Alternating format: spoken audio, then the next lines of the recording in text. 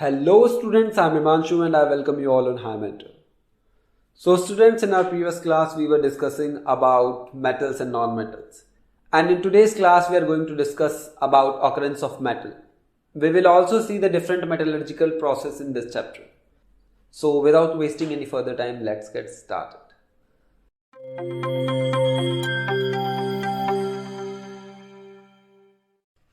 तो बच्चों, आज हम देखने वाले हैं इस क्लास में occurrence of metal. Occurrence of metal. तो बच्चों, आप सभी को पता है कि जितने भी मेटल्स होते हैं वो सारे के सारे कहां प्रेजेंट होते हैं? वो हमारे अर्थ क्रस्ट में प्रेजेंट होते हैं। सारे मेटल्स जो कहां प्रेजेंट होते हैं? अर्थ क्रस्ट में, प्रेजेंट इन अर्थ क्रस्ट। ठीक है बच्चों, हमारी अर्थ क्रस्ट में ज्यादातर मेटल्स जो होते हैं, या हम कह सकते हैं कि earth crust is a major source of metals. ठीक है। और बच्चों, कुछ मेटल्स जो होते हैं वो हमारे सी वाटर में प्रेजेंट होते हैं। जैसे मैं आपको एग्जांपल दूं कि समुद्र का पानी आप सभी को पता है खारा होता है। खारा वो किस लिए होता है? क्योंकि उसमें नमक होता है। तो कुछ मेटल्स जो होते हैं जैसे NaCl, सोडियम मेटल जो होता है, या फिर मैग्नीशियम क्लोराइड MgCl2, ये बच्चों, ये कुछ मेटल्स जो होते हैं ये सी वाटर के अंदर सॉल्युबल फॉर्म में भी पाए जाते हैं। ठीक है। तो बच्चों, हम कह सकते हैं ऐसे एलिमेंट या वो कंपाउंड जो हमारे अर्थ क्रस्ट में नेचुरली पाए जाएं। फिर से मैं एक बार रिपीट करता हूं कि वो हमारी अर्थ क्रस्ट में ऐसे एलिमेंट्स या ऐसे कंपाउंड्स जो नेचुरली पाए जाएं, उनको हम बोलते हैं बच्चों minerals. Minerals are the natural elements or the compound which are found in the earth crust। तो ये बात हो गई बच्चों मिनरल्स की। ठीक है। और मिनरल से अगर हम मिनरल से किसी भी एलिमेंट को एक्सट्रैक्ट करते हैं बाय कन्वीनियंटली एंड प्रॉफिटेबली, आप इसे ऐसे समझिए, अगर हमें कोई भी मेटल एक्सट्रैक्ट करना है मिनरल से, तो उस मिनरल की फॉर्म को बच्चों हम बोलते हैं ओर। ये डेफिनेशन है वैसे ओर की। The metal from where the minerals can be extracted conveniently and profitably are called ore. तो ये तो बात हो गई बच्चों मिनरल एंड ओर की। ठीक है। अब हम आगे इस टॉपिक में देखेंगे कि हम कैसे कैसे डिफरेंट एलिमेंट्स को या कैसे कैसे डिफरेंट मेटल्स को हम एक्सट्रैक्ट करते हैं। ठीक है। तो ये बात हो गई थोड़ा सा मिनरल्स एंड ओर के बारे में। अब बढ़ते हैं हम आगे बच्चों, हम देखेंगे मेटलर्जी के बारे में। अब मेटलर्जी क्या होता है? मेटलर्जी का मतलब होता है बच्चों, अगर हम किसी भी मेटल को एक्सट्रैक्ट करते हैं, या मैं कह सकता हूं the process of extraction of metal, उसको हम बोलते हैं बच्चों मेटलर्जी। मतलब मेटल को एक्सट्रैक्ट करने का जो प्रोसेस होता है उसको हम बोलते हैं बच्चों मेटलर्जी। ठीक है। अब हम ओर से कैसे मेटल को एक्सट्रैक्ट करेंगे? ठीक है। मेटलर्जी का मतलब आप सभी समझ गए होंगे कि अगर हम ओर से किसी मेटल को एक्सट्रैक्ट करते हैं तो उस प्रोसेस को हम मेटलर्जी बोलते हैं। ठीक है। अब बात करते हैं बच्चों हम मेटल्स को कैसे एक्सट्रैक्ट करेंगे। ठीक है। तो सबसे पहला प्रोसेस होता है बच्चों इसमें कंसंट्रेशन ऑफ ओर, या हम इसको एनरिचमेंट ऑफ ओर भी हम इसे बोलते हैं। ठीक है। हम क्या करेंगे, हमने ओर को ले लिया। ठीक है। अब उसमें डिफरेंट डिफरेंट प्रोसेस होते हैं, उसकी प्रोसेसिंग करनी पड़ती है। जैसे उसमें पहला प्रोसेस होता है ग्रेविटी सेपरेशन, या इस प्रोसेस को हम वॉशिंग डाउन ऑफ ओर भी बोलते हैं। वॉशिंग ऑफ ओर, इसमें होता क्या है बच्चों, मान लीजिए हमारे पास कोई ओर है, मान लीजिए आयरन का एक ओर है, तो हम क्या करते हैं, उसको पानी के साथ उसकी धुलाई करते हैं। ठीक है। तो उसमें जो इंप्योरिटीज होती हैं, जो लाइट इंप्योरिटीज होती हैं, वो क्या करती हैं, वो पानी के साथ धुल जाती हैं। ठीक है। और जो हैवी ओर जो होता है वो नीचे सेटल डाउन हो जाता है। ठीक है। तो ये तो बात हो गई ग्रेविटी सेपरेशन की। वैसे ये टॉपिक्स आपके सिलेबस में है नहीं, फिर भी आप थोड़ा सा इनके बारे में जान लीजिए। ठीक है। दूसरा है फ्रॉथ फ्लोटेशन। फ्रॉथ फ्लोटेशन में होता क्या है बच्चों, ये जनरली जो होता है ये प्रोसेस सल्फाइड ओर के लिए होता है। तो आप इसमें इतना ही याद रखिएगा कि जो फ्रॉथ फ्लोटेशन होता है ये होता है फॉर सल्फाइड ओर्स। ठीक है। अगला है बच्चों मैग्नेटिक सेपरेशन। मैग्नेटिक सेपरेशन जो होता है बेसिकली बच्चों आयरन के ओर के लिए होता है वैसे तो, पर मैं आपको बता देता हूं उसमें कैसे ये मैग्नेटिक सेपरेशन प्रोसेस होता है। तो बच्चों दो व्हील होते हैं उसके लिए, ठीक है। एक मैग्नेटिक व्हील होता है, मान लीजिए मैग्नेटिक व्हील है, और ये नॉन मैग्नेटिक व्हील है, ठीक है। तो जो आयरन का ओर जो होगा बच्चों, और इसके ऊपर एक बेल्ट होती है, ठीक है।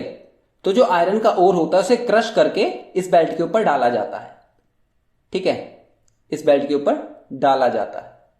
तो बच्चों जब हम ओर को क्रश करके इस बेल्ट के ऊपर डालते हैं तो जो बच्चों आयरन जो होगा वो इस मैग्नेटिक व्हील के साथ जो होता है इस बेल्ट के ऊपर चिपक जाता है, ठीक है। और जो इंप्योरिटीज होती हैं वो ऐसे इस पॉइंट पे सेटल डाउन हो जाती है, मतलब यहां पे इस पॉइंट पे इकट्ठा हो जाती हैं। और जो बच्चों आयरन का जो ओर होता है वो इस मैग्नेटिक व्हील से चिपक जाता है, ठीक है। अब जैसे ये व्हील घूमेगा, ठीक है, जैसे ये व्हील रोटेट करेगा तो जो इंप्योरिटीज हैं वो तो यहां पे कलेक्ट हो जाएंगी क्योंकि उनमें आयरन की मतलब अट्रैक्ट होने की प्रॉपर्टी नहीं है, ठीक है। तो आयरन क्या होगा, इसके साथ चिपक के यहां पे आने के बाद वो आयरन जो है वो यहां पे कलेक्ट होना शुरू हो जाएगा आयरन, ठीक है बच्चों। तो ये होता है मैग्नेटिक सेपरेशन। मतलब हम दो व्हील लेते हैं हम, और आयरन के ओर को क्रश करके उस बेल्ट के ऊपर डाला जाता है। जो जिसमें आयरन होगा तो मैग्नेटिक व्हील के साथ वो चिपक के अलग इकट्ठा हो जाएगा, और जो नॉन मैग्नेटिक है वो इंप्योरिटीज अलग कलेक्ट हो जाएंगी, ठीक है बच्चों। तो ये तो बात हो गई मैग्नेटिक सेपरेशन की। अब दो पॉइंट आते हैं बच्चों इसमें। जो बच्चों ओर के अंदर अनवांटेड मटेरियल या अनवांटेड इंप्योरिटीज प्रेजेंट होती हैं ओर के अंदर, उसको हम बोलते हैं बच्चों गैंग। द अनवांटेड मटेरियल और the impurities that is present in an ore are called gangue, ठीक है बच्चों, उसको बोलते हैं हम गैंग। और जो प्रोसेस से हम इस इंप्योरिटीज को रिमूव करते हैं, the process by which we remove the gangue particle from the ore is known as बच्चों एनरिचमेंट ऑफ ओर। उस प्रोसेस को हम बोलते हैं बच्चों एनरिचमेंट ऑफ ओर, या उसका दूसरा नाम है कंसंट्रेशन ऑफ ओर, ठीक है। वो प्रोसेस जिससे हम इंप्योरिटीज को क्या करते हैं, रिमूव करते हैं, और मेटल की परसेंटेज को इंक्रीज करते हैं, ठीक है, उसको हम बोलते हैं एनरिचमेंट ऑफ ओर, ठीक है बच्चों। अब बच्चों हम क्या करते हैं, हम तीन पार्ट में डिवाइड करते हैं मेटल्स को एक्सट्रैक्ट करने के लिए, ठीक है। पहला हमारा होता है हाईली रिएक्टिव मेटल्स, दूसरा मॉडरेटली रिएक्टिव मेटल्स, और तीसरा है हमारा मेटल्स ऑफ लो रिएक्टिविटी। तो बच्चों जो हाईली रिएक्टिव मेटल्स होते हैं उनको हम एक्सट्रैक्ट करने के लिए दो प्रोसेस का यूज करते हैं। पहला है हमारे पास इलेक्ट्रोलिटिक रिफाइनिंग है, और सॉरी इलेक्ट्रोलिटिक रिडक्शन है, दूसरा है रिफाइनिंग, ठीक है। वहीं हम अगर बात करें मॉडरेटली रिएक्टिव मेटल्स की, उसको हम ओर से एक्सट्रैक्ट करने के लिए, प्योर मेटल एक्सट्रैक्ट करने के लिए हम बच्चों अलग अलग प्रोसेस का यूज करते हैं, जैसे कैल्सिनेशन हो गया, रोस्टिंग हो गई, रिडक्शन हो गया, और रिफाइनिंग हो गई, ठीक है। और तीसरा है बच्चों हमारे पास मेटल्स ऑफ लो रिएक्टिविटी। इसमें हम क्या करते हैं, इसमें हम बच्चों रोस्ट करते हैं मेटल्स को, ठीक है, तो वो हमें प्योर मेटल मिल जाता है, ठीक है। जो ज्यादा रिएक्टिव मेटल्स नहीं होते, वो सिर्फ रोस्ट करने पर ही हमें प्योर मेटल मिल जाता है। तो ये तो बच्चों हो गया ओवरव्यू एक हमारा कि हम कैसे डिफरेंट डिफरेंट मेटल को कैसे कैसे एक्सट्रैक्ट करेंगे, ठीक है। ये तो बढ़ते हैं हम बच्चों हम आगे। नेक्स्ट हम स्टार्ट करते हैं extraction of metal of low reactivity. मतलब उन मेटल्स को हम कैसे एक्सट्रैक्ट करेंगे जिनकी रिएक्टिविटी कम होगी। तो बच्चों मैंने अभी आपको बताया था कि हम रोस्टिंग करते हैं लेस रिएक्टिव मेटल्स की, कहने का मतलब हीट करते हैं हम। लेस रिएक्टिव एलिमेंट्स कौन कौन से होते हैं हमारे पास, दो होते हैं, एक तो मर्क्यूरी और दूसरा कॉपर। अब हम क्या करते हैं बच्चों, आपको एक बात ध्यान रखनी है, लो रिएक्टिविटी और मॉडरेटली रिएक्टिव एलिमेंट्स में, ठीक है, हम क्या करते हैं, सबसे पहले जो मेटल का ओर है उसको हम ऑक्साइड की फॉर्म में कन्वर्ट करेंगे और उसके बाद उसका रिडक्शन कराएंगे, ठीक है। दोनों प्रोसेस में मेरा मतलब दोनों जगह metals of low reactivity and metals of moderate reactivity में ये दोनों चीजें कॉमन होंगी, तो ये आप याद रखिएगा, ध्यान रखिएगा। तो जो बच्चों लेस रिएक्टिव मेटल्स होंगे, कहने का मतलब जो रिएक्टिविटी सीरीज में काफी नीचे होंगे, ठीक है, तो हम उन्हें एक्सट्रैक्ट करेंगे रिडक्शन से। ठीक है, सबसे पहले हम क्या करेंगे, उनके ऑक्साइड बनाएंगे और ऑक्साइड को हीट कर देंगे। ठीक है, तो हमें मेटल मिल जाएगा। चलो एग्जांपल से हम समझते हैं। तो हमने बच्चों मरकरी को ले लिया। मरकरी हमारा वैसे भी एक लो रिएक्टिव एलिमेंट है, मतलब लेस रिएक्टिव एलिमेंट है। तो जो बच्चों मरकरी का ओर होता है उसे बोलते हैं सिनाबार। ठीक है, सिनाबार हम बोलते हैं मरकरी के ओर को बोलते हैं। ठीक है, तो हमने क्या किया बच्चों, इस सिनाबार का हमने क्या किया, ऑक्सीजन की प्रेजेंस में इसको हीट कराया। जब हमने ऑक्सीजन की प्रेजेंस में इसको हीट कराया तो इसका मरकरी ऑक्साइड बन गया, मर्क्यूरी ऑक्साइड, और सल्फर डाइऑक्साइड गैस रिलीज हो गई। ठीक है, तो पहला प्रोसेस क्या था, एक्सट्रैक्शन ऑफ मेटल में हमने क्या किया, ओर को ऑक्साइड की फॉर्म में कन्वर्ट कर दिया। अब दूसरा हम इसका रिडक्शन कराए। ठीक है, अब हमने क्या किया बच्चों, इस ऑक्साइड को फिर फर्दर हीट कर दिया। तो उसमें क्या हुआ, ऑक्सीजन हमारा अलग हो गया और मेटल हमें मिल गया। वहीं हमारे पास बच्चों नेक्स्ट एग्जांपल है कॉपर ग्लैंस। कॉपर ग्लैंस जो है बच्चों, ये कॉपर का एक ओर है। ठीक है, उसको हम बोलते हैं कॉपर ग्लैंस। इसमें भी बच्चों सेम है। हमने क्या किया, कॉपर ग्लैंस का मतलब कॉपर का जो ओर है, हमने सबसे पहले उसका ऑक्साइड बनाया और ऑक्साइड को हमने क्या किया, उसमें थोड़ा सा ओर की प्रेजेंस में उस कॉपर ऑक्साइड को हीट करा दिया। ठीक है, ये कॉपर ऑक्साइड बच्चों हमने इसमें इसलिए लिया था क्योंकि जो हमारा ऑक्सीजन का एक मॉलिक्यूल जो है ना, वो मॉलिक्यूल इस सल्फर को निकाल ले, या हम कह सकते हैं कि ये जो सल्फर का मॉलिक्यूल है ये इस ऑक्सीजन को यहां से एक्सट्रैक्ट कर ले और SO2 गैस बाहर रिलीज हो जाएगी, और दोनों में से हमारे पास ऑक्साइड में से भी और ओर में से भी कॉपर अलग हो जाएगा। ठीक है, तो आपको क्या चीज ध्यान रखनी है इसमें, हम क्या करेंगे, ओर को अपने को सबसे पहले हम ऑक्साइड की फॉर्म में कन्वर्ट करेंगे। ऑक्साइड की फॉर्म से हम क्या करेंगे, रिडक्शन करेंगे उसका, या हम उसे हीट करेंगे। रिडक्शन करेंगे तो हमें क्या होगा, मेटल मिल जाएगा। ठीक है, यह चीज आपको ध्यान रखनी है। ठीक है, अब बच्चों नेक्स्ट है हमारा extraction of metal of moderate reactivity.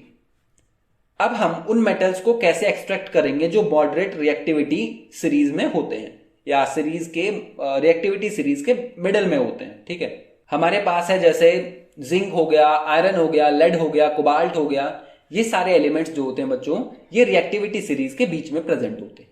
ठीक है, और ये होते क्या है, ये एलिमेंट्स जो होते हैं बच्चों, ये नेचर में सल्फाइड और कार्बोनेट ओर की फॉर्म में प्रेजेंट होते हैं। तो इसमें भी बच्चों सेम प्रोसेस है हमारे पास। इसमें भी हम क्या करेंगे, सबसे पहले अपने ओर को ऑक्साइड की फॉर्म में कन्वर्ट करेंगे और फिर हीट करके या फिर हम उसका रिडक्शन करा देंगे मेटल को एक्सट्रैक्ट करने के लिए। तो बच्चों ऑक्साइड फॉर्म में कन्वर्ट करने के लिए हमारे पास दो प्रोसेस होते हैं, एक होता है रोस्टिंग, दूसरा होता है कैल्सिनेशन। रोस्टिंग जो होता है बच्चों, ये जनरली जो रोस्टिंग होती है हमारा, ये सल्फाइड ओर के लिए होता है। रोस्टिंग जो होती है बच्चों जनरली सल्फाइड ओर के लिए होती है। ये चीज आपको ध्यान रखनी है, वेरी इंपॉर्टेंट पॉइंट है ये। और रोस्टिंग का मतलब होता है बच्चों कि ओर को हम हीट करेंगे इन प्रेजेंस ऑफ एयर या एक्सेस ऑफ एयर। रोस्टिंग का मतलब होता है बच्चों कि the process of heating of ore below its melting point with excess of air. कहने का मतलब है कि हम क्या करेंगे, रोस्टिंग में ओर को हीट करेंगे इन प्रेजेंस ऑफ एयर या एक्सेस ऑफ एयर, उसके मेल्टिंग पॉइंट से नीचे। बच्चों अगर हमने उसे ज्यादा हीट कर दिया तो वो तो इंप्योरिटी के साथ मेल्ट कर जाएगा। तो इसीलिए हम क्या करते हैं, रोस्टिंग में जनरली ये सल्फाइड ओर के लिए होता है, मेन पॉइंट ये है। और इस प्रोसेस में हम करते क्या है कि ओर को हम हीट करते हैं इन एक्सेस ऑफ एयर। हमने क्या लिया बच्चों, एक ओर ले लिया, ये जिंक मेटल का ये ओर है, सल्फाइड ओर है ये एक।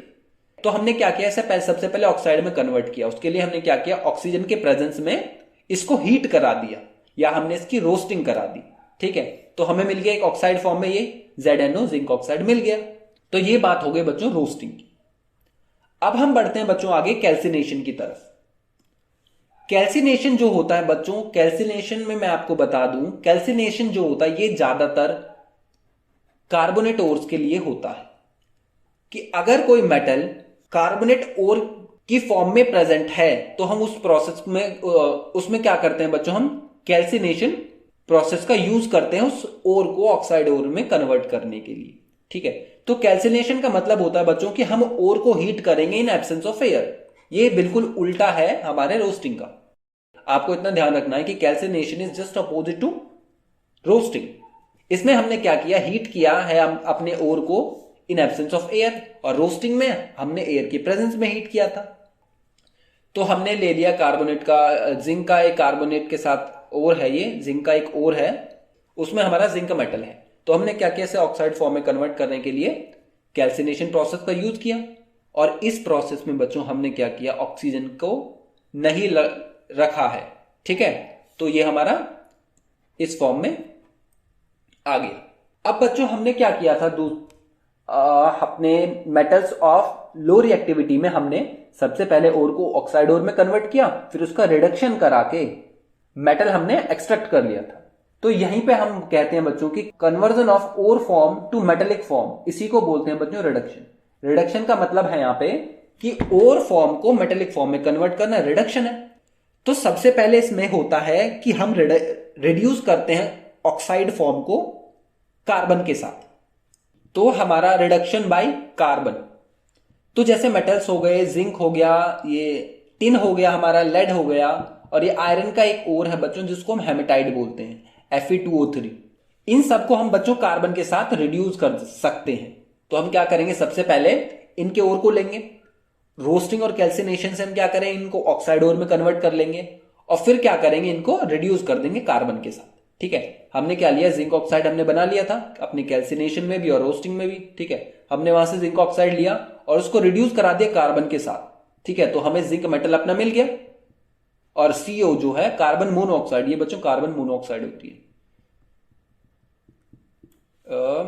मैं लिख देता हूं इसका नाम, कार्बन मोनोऑक्साइड, मोनो। ठीक है बच्चों, कार्बन मोनोऑक्साइड। तो ये तो बात हो गई रिडक्शन बाय कार्बन। अब हम बढ़ते हैं बच्चों आगे, अगला है हमारा reduction by highly electropositive elements. अब तो पहले बच्चों हमने कार्बन के साथ रिडक्शन करा दिया, अब हम क्या करेंगे कि हाईली इलेक्ट्रोपॉजिटिव एलिमेंट्स के साथ रिडक्शन कराएंगे। हाईली इलेक्ट्रोपॉजिटिव एलिमेंट्स कौन से होते हैं बच्चों, वो एलिमेंट्स जो ज्यादा रिएक्टिव होते हैं उनको बोलते हैं बच्चों हम हाईली इलेक्ट्रोपॉजिटिव एलिमेंट्स। मतलब most reactive elements is also called electropositive elements. हम कह सकते हैं कि जो ज्यादा रिएक्टिव होते हैं उनको हम इलेक्ट्रोपॉजिटिव एलिमेंट्स बोलते हैं। जैसे लिखा भी हुआ है, highly reactive metals such as हमारा सोडियम है, कैल्शियम है, एल्यूमिनियम है, इनको हम क्या करते हैं बच्चों, हम कुछ ऑक्साइड को रिड्यूस करने के लिए हम इनका भी यूज कर लेते हैं। जैसे कौन कौन सी ऑक्साइड है हमारे पास है बच्चों, ये क्रोमियम का ऑक्साइड है, ये मैग्नीज का है, और ये आयरन का, ये हेमेटाइट वाली फॉर्म है, अभी बताया था मैंने आपको। तो इनको हम इन ऑक्साइड को रिड्यूस करने के लिए इन एलिमेंट्स का यूज करते हैं। मेजरली तो बच्चों हम इसमें एल्यूमिनियम का यूज करते हैं। तो ये करता क्या है, इसमें ये बच्चों डिस्प्लेस कर देता है जो हाईली इलेक्ट्रोपॉजिटिव एलिमेंट जो है, ये ऑक्साइड जो है उसको डिस्प्लेस कर देता है। इसलिए हम इसको मेटल डिस्प्लेसमेंट रिएक्शन भी कहते हैं। हम कहते हैं कि ये मेटल डिस्प्लेसमेंट रिएक्शन जैसा ही है। हमने क्या किया, मैग्नीज का हमने ओर ले लिया, Mn का ओर ले लिया, और इसने हमने क्या किया, एल्यूमिनियम को एल्यूमिनियम मेटल के साथ हाईली इलेक्ट्रोपॉजिटिव एलिमेंट के साथ इसको हीट करा दिया। अब क्या हुआ बच्चों, मैग्नीज तो अलग हो गया और एल्यूमिनियम ने क्या किया, ऑक्सीजन के साथ मिलकर एल्यूमिनियम का ऑक्साइड बना लिया। तो ये रिएक्शन जो है मेटल डिस्प्लेसमेंट रिएक्शन जैसी ही होती है। एक बात आपको ध्यान रखनी है, जब हम रिडक्शन कराएंगे मेटल ऑक्साइड का मेटल बनाने के लिए और उसमें हम एल्यूमिनियम को एज ए रिड्यूसिंग एजेंट डालेंगे, तो उस रिएक्शन को हम बोलते हैं बच्चों थर्माइट रिएक्शन। थर्माइट रिएक्शन, और ये रिएक्शन जो होती है बच्चों ये हाईली एक्सोथर्मिक होती है, मतलब इसमें काफी अमाउंट में हीट रिलीज होती है। तो लिखा हुआ है कि the reduction of metal oxide, metal oxide का हमने रिडक्शन कराया है एल्यूमिनियम पाउडर को रिड्यूसिंग एजेंट के तौर पे यूज करके। ठीक है, या मैं अब अगर हम अपने वर्ड्स में हम इसे लिखना चाहें, हम लिख सकते हैं कि the reduction of metal oxide with aluminium powder as a reducing agent is known as thermite reaction. ठीक है, थर्माइट रिएक्शन। और ये रिएक्शन जो होती है बच्चों ये हाईली एक्सोथर्मिक होती है। इसी थर्माइट रिएक्शन का बच्चों हम यूज करके रेलवे ट्रैक्स को ज्वाइन करते हैं। ठीक है, थर्माइट रिएक्शन का यूज करते हैं हम उसमें। और अगर कोई मशीन का कोई पार्ट टूटा हुआ है तो उसके क्रैक को भी फिल करने के लिए ये हम थर्माइट रिएक्शन का यूज करते हैं। उसमें बच्चों बेसिकली ये रिएक्शन अकर होती है। अगर मान लीजिए हमें रेलवे का ट्रैक को ज्वाइन करना है तो ये रिएक्शन हम क्या करते हैं, हेमेटाइट ओर को लेते हैं, हेमेटाइट को लेते हैं और उसे रिड्यूस कराते हैं विद एल्यूमिनियम के साथ। तो क्या होता है, आयरन जो है बच्चों वो मेल्ट होके उस रेलवे के जो ट्रैक है उसको फिल कर देता है। तो ये तो बात हो गई reduction by highly electropositive elements. अब नेक्स्ट है बच्चों extraction of metal of high reactivity. अब जो बच्चों हाईली रिएक्टिव मेटल्स हैं या एलिमेंट्स हैं उनको हम कैसे एक्सट्रैक्ट करेंगे?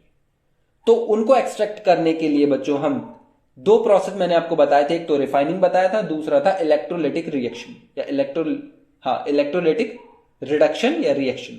तो बच्चों हम क्या करते हैं, हम लेस रिएक्टिव मेटल्स और मॉडरेटली रिएक्टिव मेटल्स की तरह हम इन्हें हाईली रिएक्टिव एलिमेंट्स को या हाईली रिएक्टिव मेटल्स को ऑक्साइड ओर में और फिर कार्बन से रिड्यूस करके ऑब्टेन नहीं कर सकते। क्यों नहीं कर सकते? क्योंकि बच्चों ये खुद ही हाईली रिएक्टिव एलिमेंट्स जो हैं खुद ही अपने आप में रिड्यूसिंग एजेंट होते हैं। अभी हमने पीछे पढ़ा था ना कि reduction of highly electropositive elements, तो ये अपने आप में ही रिड्यूसिंग एजेंट होते हैं।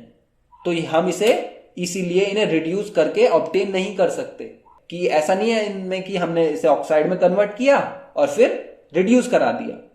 इन्हें हम ऐसा नहीं कर सकते। क्यों नहीं कर सकते? क्योंकि ये अपने आप में ही अच्छे खासे रिड्यूसिंग एजेंट है। तो इन मेटल्स को बच्चों हम क्या करते हैं, इन मेटल्स को एक्सट्रैक्ट करने के लिए हम इलेक्ट्रोलिटिक रिएक्शन या इलेक्ट्रोलिटिक रिडक्शन का यूज करते हैं। तो शुरू करते हैं बच्चों। अब मान लीजिए हमें सोडियम को एक्सट्रैक्ट करना है, सोडियम मेटल को एक्सट्रैक्ट करना है। तो सोडियम मेटल जो होगा बच्चों वो एक्सट्रैक्ट किया जाएगा, sodium is extracted from molten NaCl, मतलब NaCl की फॉर्म से, या सोडियम को हम एक्सट्रैक्ट करने के लिए सोडियम क्लोराइड से हम सोडियम को एक्सट्रैक्ट करेंगे by the process of electrolysis. हमने एक बीकर लिया, इसमें मॉल्टेन NaCl या NaCl को भर दिया। अब हमने क्या किया, दो इलेक्ट्रोड लगा दिए इसमें, एक हमारा पॉजिटिव है एक हमारा नेगेटिव है। आप सभी को पता है एनोड जो होता है वो पॉजिटिवली चार्ज होता है और कैथोड जो होता है नेगेटिवली चार्ज होता है। और बैटरी को कनेक्ट कर दिया, ठीक है। अब हमने क्या किया, इलेक्ट्रिसिटी इसमें पास कराई।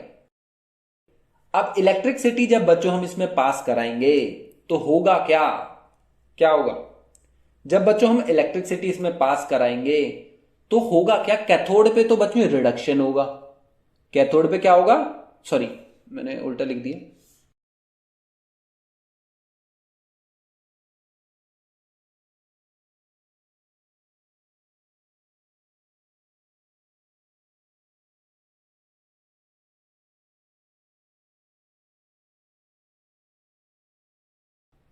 हाँ, तो बच्चों कैथोड पे क्या होगा, कैथोड पे तो रिडक्शन होगा और एनोड पे जो बच्चों क्या होगा, ऑक्सीडेशन होगा। मैंने बच्चों आपको ऑक्सीडेशन और रिडक्शन की एक डेफिनेशन बताई थी आपके एसिड और बेस में, तो आप एक डेफिनेशन यहां पे और याद रखिए। तो रिडक्शन का मतलब होता है बच्चों कि गेनिंग ऑफ इलेक्ट्रॉन। अगर इलेक्ट्रॉन का गेन हो रहा है तो रिडक्शन हो रहा है, अगर इलेक्ट्रॉन का लूज हो रहा है, अगर इलेक्ट्रॉन लॉस हो रहा है तो उसको हम बोलते हैं ऑक्सीडेशन। तो मैं आपको लिख देता हूं डेफिनेशन यहां पे, रिडक्शन की डेफिनेशन मैं लिख देता हूं आपके लिए कि गेनिंग ऑफ या गेन ऑफ इलेक्ट्रॉन, इसको बोलते हैं बच्चों हम क्या, रिडक्शन। और ऑक्सीडेशन का मतलब होता है, ऑक्सीडेशन का मतलब होता है बच्चों लॉस ऑफ इलेक्ट्रॉन।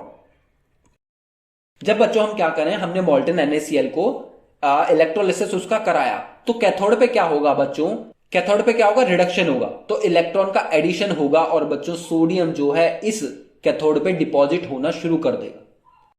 और एनोड पे क्या होगा, एनोड पे बच्चों ऑक्सीडेशन होगा और इलेक्ट्रॉन यहां पे लूज होगा। यहां पे इलेक्ट्रॉन जब लूज होगा तो क्लोरीन गैसियस फॉर्म में रिलीज होगा और सोडियम जो है बच्चों रिडक्शन होके कैथोड पे डिपॉजिट होना शुरू कर देगा।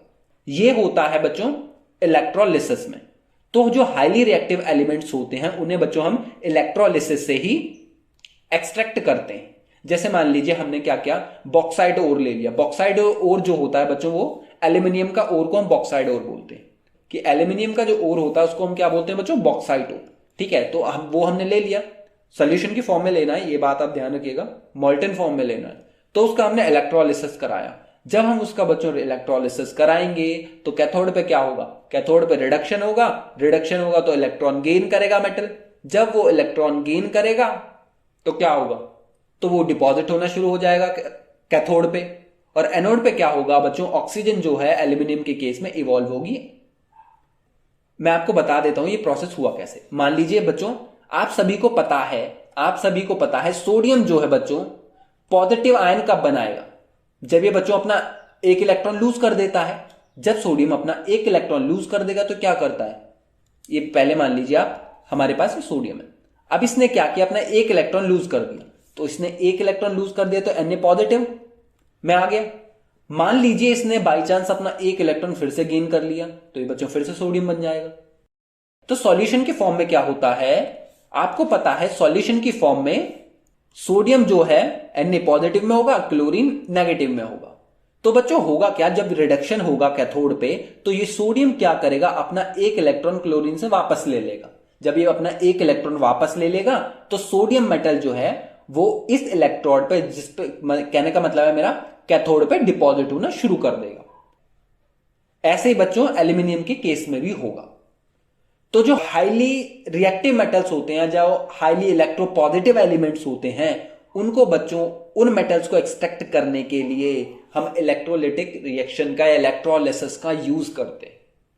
ठीक है, अब हम आगे बढ़ते हैं बच्चों रिफाइनिंग की ओर। रिफाइनिंग, तो बच्चों रिफाइनिंग जो है हम अपनी नेक्स्ट क्लास में देखते हैं। नेक्स्ट क्लास में हम बच्चों रिफाइनिंग, कोरोजन और अलॉय, ये 3 टॉपिक हम अपने नेक्स्ट क्लास में डिस्कस करेंगे। और कल हम इसे, मेरा मतलब है कि नेक्स्ट क्लास में हम इस चैप्टर को फिनिश कर देंगे। तो बच्चों आज के लिए इतना ही, मिलते हैं आपको नेक्स्ट वीडियो में। तब तक के लिए बाय बाय।